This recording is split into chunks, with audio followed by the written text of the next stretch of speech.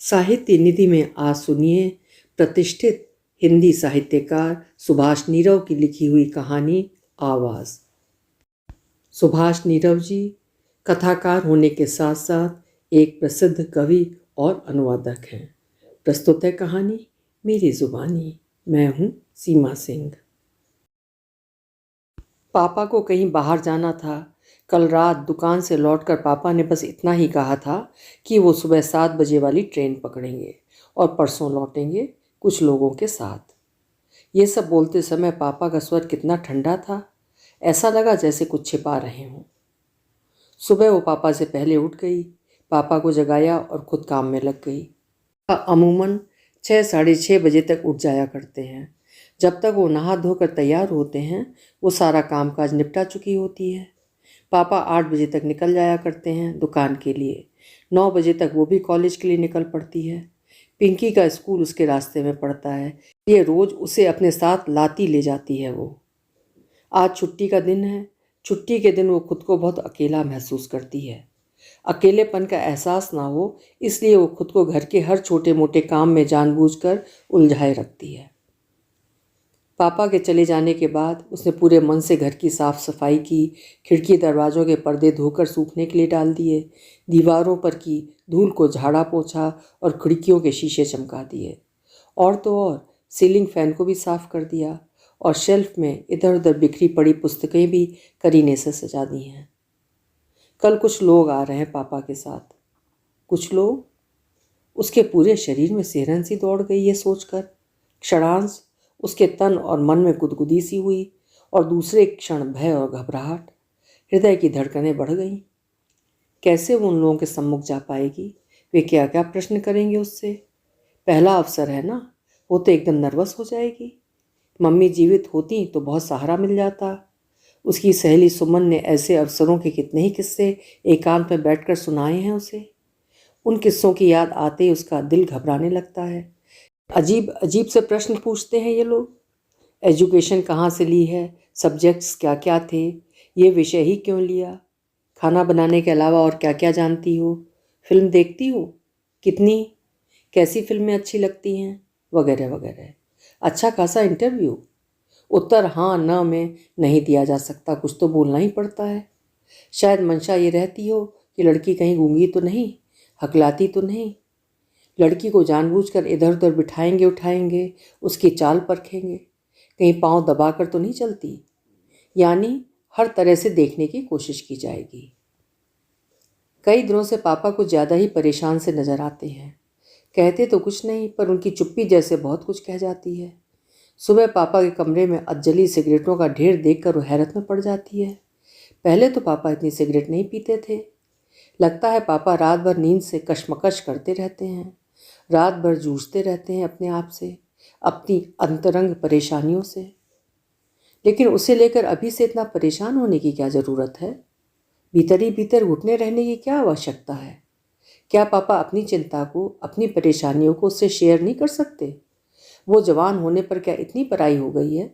इस तरह के न जाने कितने प्रश्न उसके अंदर धमा चौकड़ी मचाए रहते हैं आजकल। पापा ऐसे न थे। कितना बड़ा परिवर्तन आ गया है पापा में अब। मम्मी की मौत ने उन्हें भीतर से तोड़कर रख दिया है जैसे। कितने हंसमुख थे पहले। इस घर में कह कहे गूंजते थे उनके। दुकान पर भी ज़्यादा नहीं बैठते थे। जब तब किसी न किसी बहाने से घर आ जाया करते थे। प्यार से उसे मोटी कहा करते थे। मम्मी से अक्सर कहा करते, देखो बिल्कुल तुम्हारी तरह निकल रही है। जब तुम्हें ब्याह कर लाया था तुम ठीक ऐसी ही थीं। मम्मी पहले तो लजा जाती, फिर नाराज़गी जाहिर करते हुए कहती, क्या हर समय मेरी बेटी को मोटी मोटी कहा करते हो, नाम नहीं ले सकते? मम्मी की याद आते ही उसकी आंखें भीग गईं। कितना चाहती थी उसे।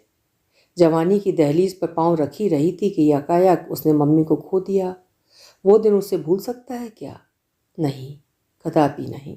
उसकी आंखों के सामने अब भी तैर जाता है। जिंदगी और मौत के बीच संघर्ष करती मम्मी। मम्मी मरना नहीं चाहती थी और मौत थी कि उन्हें और जिंदा नहीं रहने देना चाहती थी। ऐसे दर्दनाक क्षणों में मम्मी को उसी की चिंता थी।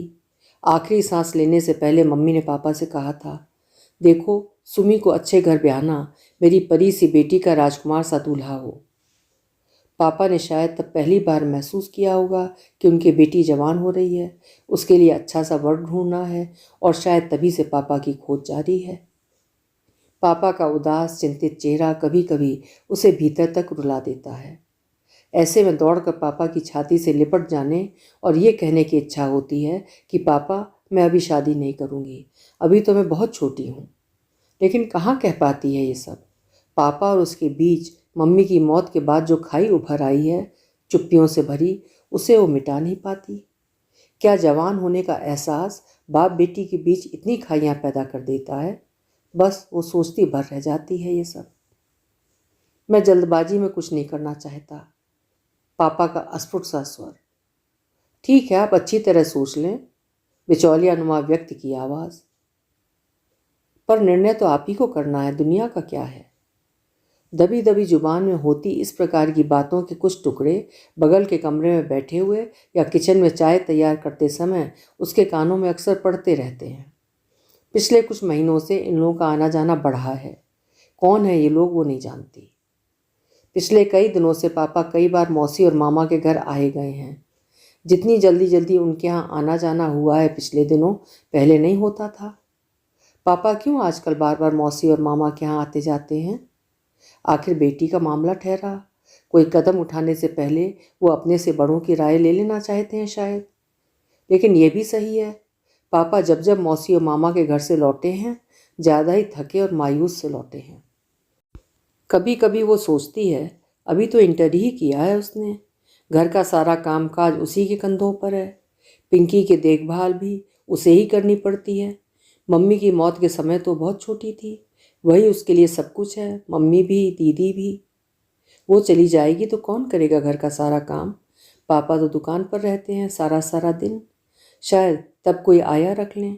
पर ऐसे में पिंकी की पढ़ाई, उसकी देखभाल, उसका विकास क्या सही ढंग से हो पाएगा? क्या सोचकर पापा इतनी जल्दी मचा रहे हैं? शायद लड़के वाले जल्दी में हों और पापा को लड़का जच गया हो। मन में उठते जाने कितने ही प्रश्नों के उत्तर वो खुद ही गढ़ लेती है और उनसे संतुष्ट भी हो जाती है। लेकिन जवान होती उम्र के साथ साथ दिल में उमंगों का ज्वार कभी कभी इतनी जोरों से ठाठे मारने लगता है कि वो जमीन से उठकर आकाश छूने लगती है। अकेले बैठे बैठे वो सपनों की रंगीन दुनिया में पहुंच जाती है।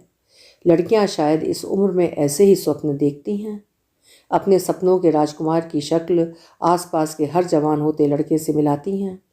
उनका हर स्वप्न पहले से ज़्यादा हसीन और खूबसूरत होता है। आसपास गली मोहल्ले में कहीं बारात चढ़ेगी तो दौड़कर बारात देखने में आगे रहेंगी। और तो और घोड़ी पर सवार किसी के सपनों के राजकुमार से अपने अपने सपनों के राजकुमार की तुलना करेंगी। हर बार उन्हें अपने सपनों का राजकुमार अधिक हसीन नजर आता है।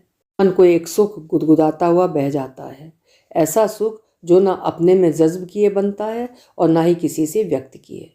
ऐसे में किसी अंतरंग साथी की, मित्र की बेइंतहा ज़रूरत महसूस होती है। आजकल उसके साथ भी तो ठीक ऐसा ही हो रहा है। जब कभी वो खाली होती है, स्वयं को ऐसे ही सपनों से घिरा हुआ पाती है। उसे लगता है वो गली मोहल्लों की औरतों से, अपनी सखियों से घिरी बैठी है, शर्माई सी।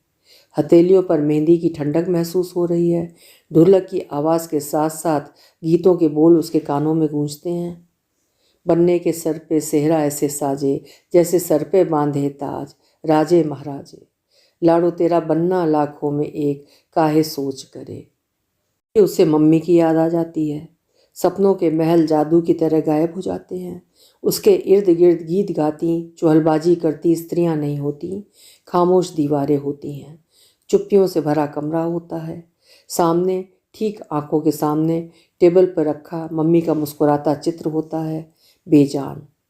वो उठकर मम्मी का चित्र अपने सीने से लगा लेती है। भीतर ही भीतर कोई रो रहा होता है उसके। मम्मी के बोल फिर एक बारगी हवा में तैरने लगते हैं। सुमी को अच्छे घर ब्याहना, मेरी परी सी बेटी का राजकुमार सा दूल्हा हो। आज पापा को लौटना है, कुछ लोगों के साथ। जाने कब लौटना है। ना पिंकी को स्कूल भेजा है, ना ही वो खुद कॉलेज गई है। पिंकी को और खुद को तैयार करने में जितना अधिक समय उसने आज लगाया, पहले कभी नहीं लगाया। जितनी देर आईने के सामने बैठी रही, खुद के चेहरे में मम्मी का चेहरा ढूंढती रही। साड़ी में कितनी अच्छी लगती है वो। आज उसने मम्मी की पसंद की साड़ी पहनी है, हल्के पीले रंग की। साड़ी पहनते समय उसे लगा जैसे मम्मी उसके आसपास ही खड़ी हों, जैसे कह रही हूँ नज़र न लग जाए तुझे किसी की। रह रहकर उसका दिल जोरों से धड़कने लगता है। शाम के 4 बजे हैं। बाहर एक टैक्सी के रुकने की आवाज़ ने उसके हृदय की धड़कन तेज कर दी है। धक धक धड़कनों की आवाज़ कानों में साफ सुनाई देती है। पिंकी दौड़कर खूंजती हुई सी उसके पास आई और फिर चुपचाप बिना कुछ कहे बोले बैठक में चली गई। उसकी सहमी सहमी आंखों में कौतूहल साफ दिखाई दे रहा था। बगल के कमरे में होने के बावजूद उसने हर क्षण के दृश्य को अपनी आंखों से पकड़ने की कोशिश की। पापा की आवाज़ उसे स्पष्ट सुनाई देने लगी। कैसे हंस हंस कर बातें कर रहे हैं पापा। पापा की आवाज़ में अचानक हुए इस परिवर्तन को देख वो चौंक गई। बिल्कुल वैसी ही आवाज़ जैसी मम्मी के रहते हुआ करती थी। उसके चेहरे पर एकाएक खुशी की एक लहर दौड़ गई। कब से तरस रही थी वो पापा की इस आवाज़ के लिए। पापा ने सहमी सहमी सी खड़ी पिंकी को शायद गोद में उठा लिया है। प्यार से चूमते हुए बोले हैं, ये है हमारी पिंकी बिटिया। अरे बेटे, तुमने किसी को नमस्ते नहीं की, नमस्ते करो बेटे। अच्छा इधर देखो, ये कौन है? ये है तुम्हारी नई मम्मी। नई मम्मी? वो स्तब्ध रह गई। सहसा उसे लगा कि वो हवा में उड़ रही थी और अभी अभी किसी ने उसके पर काट दिए हैं। वो जमीन पर आ गिरी है धम्म से। इसकी तो उसने कल्पना तक न की थी। उसकी समझ में कुछ नहीं आया। धराशायी हुए सपनों पर आंसू बहाए या अपनी नई मम्मी को पाकर खुश हो। एकाएक उसने खुद को संभालने की कोशिश की और अगले क्षणों के लिए स्वयं को तैयार करने लगी, ये सोचकर कि न जाने कब पापा उसे बुला लें नई मम्मी से मिलवाने के लिए। अब उसके कान पापा की आवाज़ का इंतज़ार कर रहे थे। अभी आप सुन रहे थे सुभाष नीरव जी की लिखी हुई कहानी आवाज़।